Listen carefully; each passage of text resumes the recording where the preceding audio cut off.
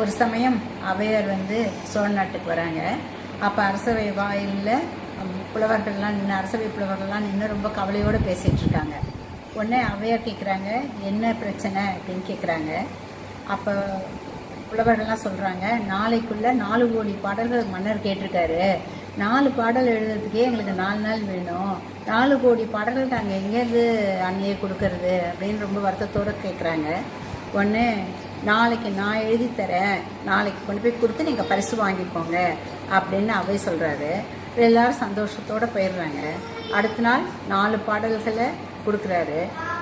கொஞ்சம் தயக்கத்தோடு சரி அவையே கொடுத்துருக்காங்க, இதை கொண்டு போய் கொடுத்துருவோம் அப்படின்னு சொல்லிட்டு அரசவைக்கு போகிறாங்க. மன்னர் அதை பார்த்தோன்னா ரொம்ப சந்தோஷப்படுறாரு.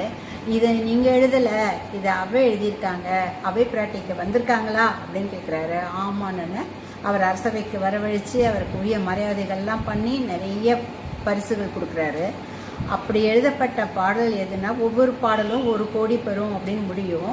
அதில் மதியாதார் தலைவாயில் மிதியாமை கோடி பெறும், அதுதான் முதல் பாடல். நம்ம மதிக்காதவங்க வீட்டுக்கு என்றைக்குமே போகக்கூடாது, அது கோடி பெறும்.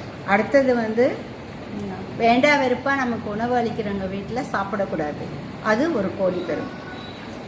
யார் ரொம்ப நல்லவங்களோ அவங்களோட கலந்து பழகுதலும் அவங்களோட உறவாடுதலும் கோடி பெறும். கடைசியாக என்ன சொல்லணுன்னா, என்ன கோடி பொருள் கொட்டி கொடுத்தாலும் நம்ம சொல்ல மாறாமல் இருக்கிறது கோடி பெறும். நன்றி, வணக்கம்.